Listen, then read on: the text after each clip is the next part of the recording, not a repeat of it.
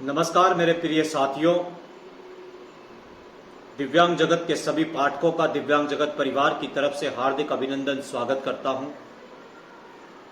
मैं आपका अपना साथी उत्तम जैन इस वीडियो संदेश के माध्यम से आज आप सभी से रूबरू हो रहा हूं। आप सबने मुझे सोशल मीडिया के माध्यम से लगातार देखा होगा, सुना होगा और कई बार हम लोगों की आपस में सोशल मीडिया पर बातचीत भी हुई है। कुछ बिंदुओं को लेकर के मैंने ये वीडियो बनाया है। आप सभी मेरा इस अभियान के अंदर साथ दें। बहुत छोटा वीडियो होगा, लेकिन आप सभी से निवेदन करूंगा कि आप इस वीडियो को अधिक से अधिक शेयर करेंगे ताकि ज्यादा साथियों तक हमारी ये बात पहुंचेगी। साथियों, राजस्थान में दिव्यांगजनों के हालत और हालात दोनों चिंतनीय हैं। 2016 से 2022 तक का अगर आप सफर देखेंगे तो इस बीच में दिव्यांगजनों ने कई बड़े आंदोलन किए हैं और काफी ज्ञापन दिए हैं, और जितनी भी जो दिव्यांग हित में संस्थाएं चलती है लगातार उन्होंने भी सरकार को अपने मांग पत्र के माध्यम से अवगत करवाया है अपनी विभिन्न मांगों को लेकर के।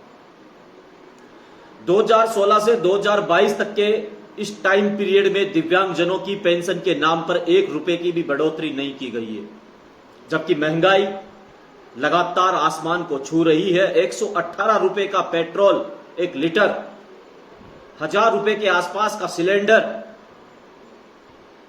खाने का तेल हो, आटा हो, घरेलू सामान हो, सब महंगे हो गए हैं। और इस महंगाई में एक दिव्यांग को मासिक पेंशन के रूप में 750 रुपए मिलते हैं। आप बताइए मुझे ये किस हद तक सही है?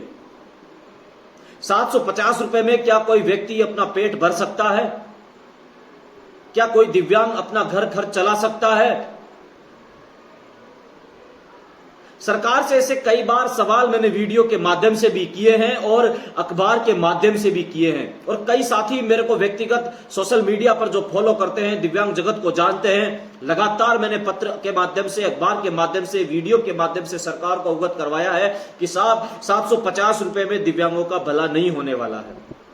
लेकिन 6 वर्ष का समय गुजरने के बाद भी सरकार की तरफ से अभी तक दिव्यांग पेंशन बढ़ोतरी नहीं की गई है।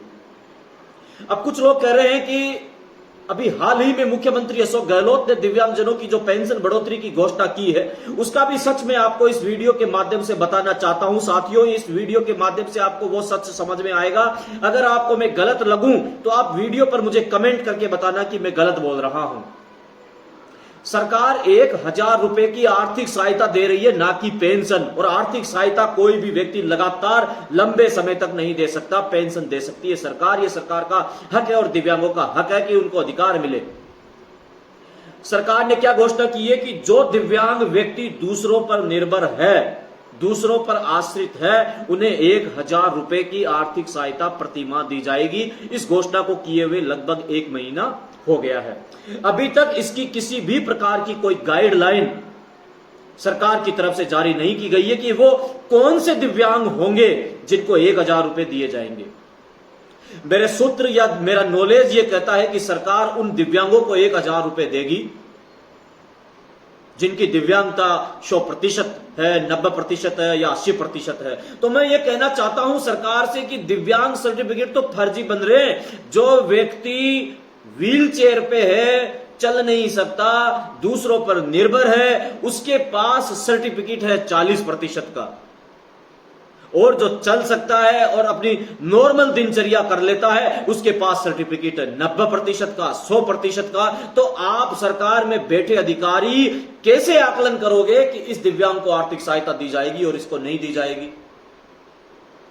यह मेरा सबसे बड़ा सवाल है सरकार से।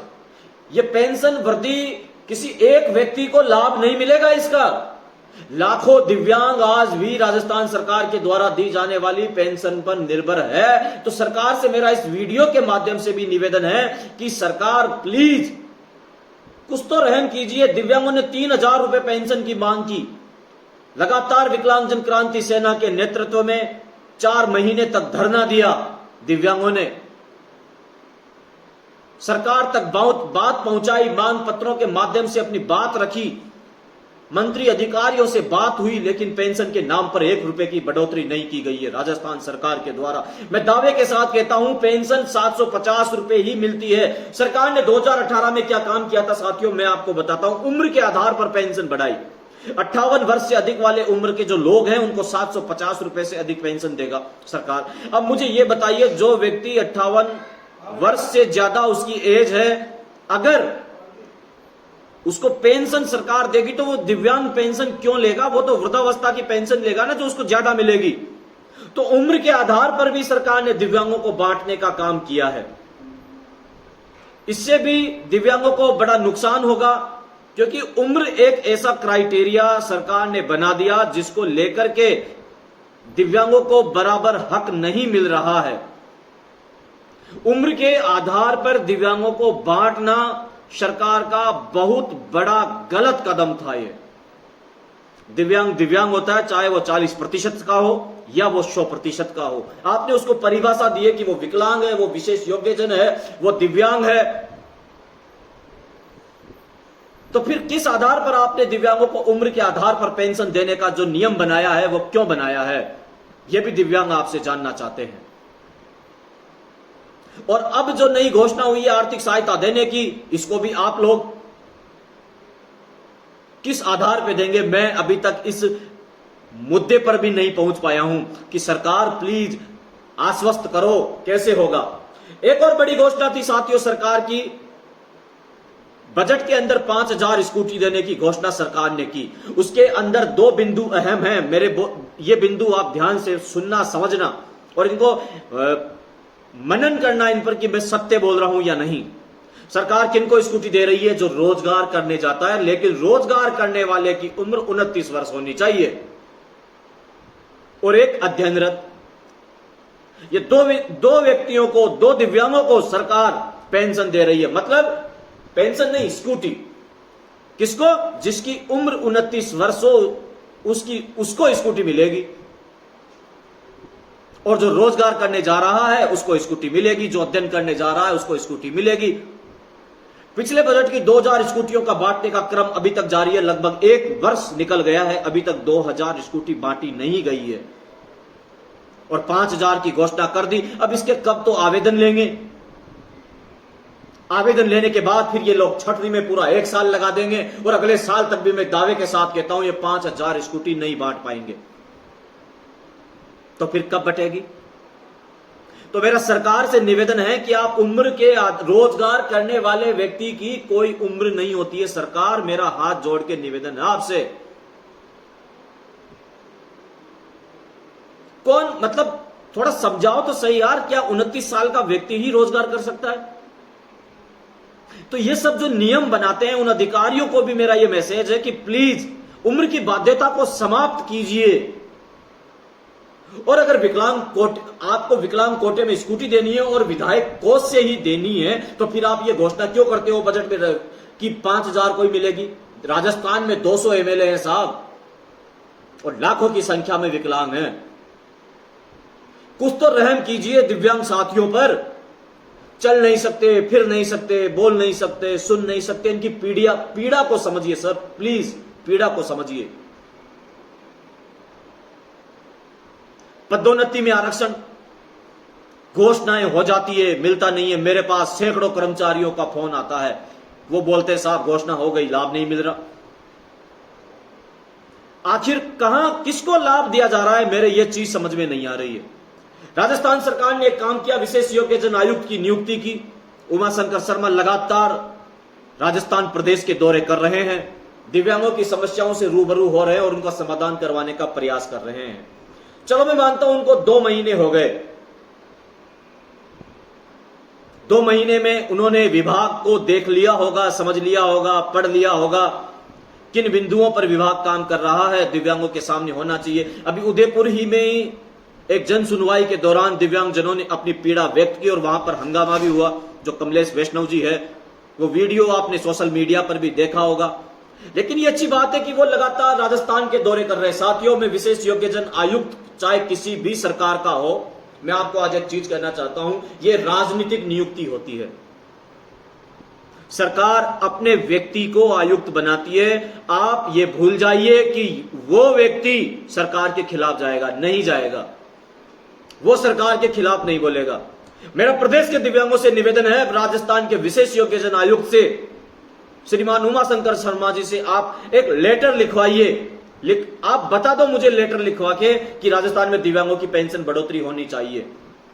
अगर स्टेट कमिश्नर, विशेष योग्यजन आयुक्त, राज्य मंत्री का दर्जा उनके पास है, राजस्थान सरकार को अपने लेटर हेड पर लिख करके देते हैं कि राजस्थान के दिव्यांगों की पेंशन बढ़नी चाहिए, मैं दावे के साथ कहता हूं निश्चित रूप से सरकार अमल करेगी उस पर, क्योंकि दिव्यांगों का मुखिया होता है विशेष योग्यजन आयुक्त, डिसेबल कमिश्नर, लाखों दिव्यांगों की अगुवाई करता है। साथियों, बात को समझने की, अगर आप 15 लाख 20 लाख हम राजस्थान के अंदर दिव्यांगों की बात करते हैं, मैं कहता हूं 5 लाख, केवल 5 लाख मान के चलिए आप। जिस परिवार में दिव्यांग होता है वहां 4 सदस्य भी है, 5 सदस्य भी, तो आप सोचिए कितने वोटर हो गए यार।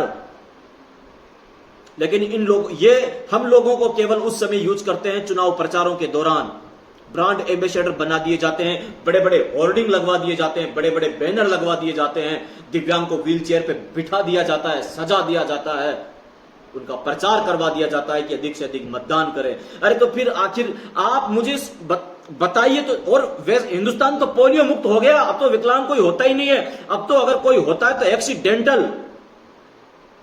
एक्सीडेंटल केस आते हैं, और ये तो पर डे होंगे, होती ही है, आबादी बढ़ेगी तो एक्सीडेंट होगा, हो रहे हैं। पैर कट गया, हाथ कट गया, आंख में दिक्कत आ गई। मेरी कल एक व्यक्ति से बात हो रही थी, वो बोला साहब मुझे सुनाई नहीं देता और मुझे दिव्यांग का सर्टिफिकेट बनवाना है। अब बताइए, वो व्यक्ति मुझसे फोन पे बात कर रहा था, मुझे बड़ा गुस्सा आया उस पर। ऐसे अनगिनत फर्जी विकलांग राजस्थान में हैं, अनेकों भर्तियों में उन्होंने फर्जी प्रमाण पत्र लगा करके दिव्यांगों के और सरकार से नौकरी ली है। ऐसे विकलांगों की जांच होनी चाहिए। आज अलवर की एक संस्था ने ज्ञापन दिया है मंत्री टीकाराम जूली को, और उनसे निवेदन किया है कि आप हमारे सुप्रीम कोर्ट हो, आप हमारे हाई कोर्ट हो, लेकिन हमारी इस मांग को सुनो कि राजस्थान में दिव्यांगों के फर्जी प्रमाण पत्रों के नाम पर बहुत बड़ा फर्जीवाड़ा हो रहा है। मैं कह रहा हूं, जितनी भी विगत की भर्तियां हैं और वर्तमान की भर्तियां जो चल रही है या लंबित है, जो डिसेबिलिटी सर्टिफिकेट के आधार पर नौकरी लगे हैं, उन सभी प्रमाण पत्रों की जांच होनी चाहिए मेडिकल बोर्ड के द्वारा। सरकार ऐसा क्यों नहीं करती है? रोज अगर आप पता करेंगे, जो समाज कल्याण विभाग की वेबसाइट है वहां देखेंगे, रोज पेंशन के लिए आवेदन आते हैं विकलांगों के। बड़ी अचरज की बात है यार। चलो मैं मानता हूं पहले कैंपों में बनते थे, अब तो ऑनलाइन सिस्टम जनरेट कर दिया है सरकार ने, फिर क्यों फर्जी प्रमाण पत्र आ रहे हैं? ये मेरे अकेले की पीड़ा नहीं है, मुझे अनगिनत लोग बोलते हैं फोन के माध्यम से। सर मैंने अखबार में भी कई बार छापा है इस मुद्दे को कि फर्जी प्रमाण पत्रों की जांच करो, जांच करो, जांच करो।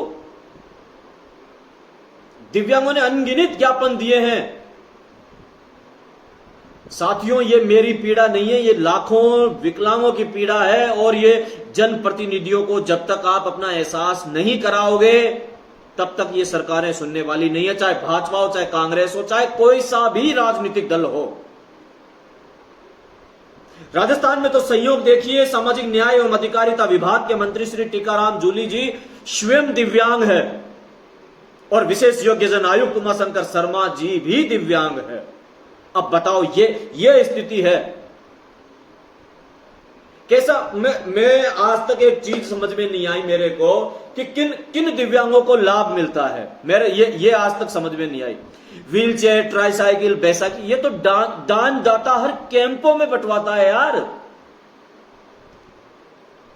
आप उसको सक्षम बनाओ ना। रोजगार के नाम पर रोजगार मेले में, मैंने कई मेले कवरेज किए, मुझे पता है वहां की क्या सच्चाई है। मैं अगर इस वीडियो में बोलूंगा तो वहां पर कैंप लगते हैं रोजगार दिव्यांगों के नाम पर, और वो केवल अपनी खाना पूर्ति करके ले जाते हैं। मैं मानता हूं, मैं लगभग दिव्यांग जगत को मैंने हर जगह पहुंचाया, मुझे पता है आज भी दिव्यांगों की कैसी स्थिति है। कोई सरकार का मंत्री, अधिकारी 750 रुपए में अपना पर डे का खर्चा चला के बताए तो मैं उसे मानूं, या महीने का खर्चा चलाना पड़ता है। सरकार कुछ तो रहम करिए यार। साथियों, ये आप सोच रहे होंगे कि मैं इतना उग्र, मैं किसी व्यक्ति के खिलाफ नहीं हूं। मैं सरकार से अपनी जायज मांगे जो हैं, 4 महीने तक आंदोलन चला, उससे पहले भी 2016 में आंदोलन हुआ। 6 साल के टाइम पीरियड में अगर आप दिव्यांगजनों को पेंशन के नाम पर 1 रुपया भी नहीं देते हो,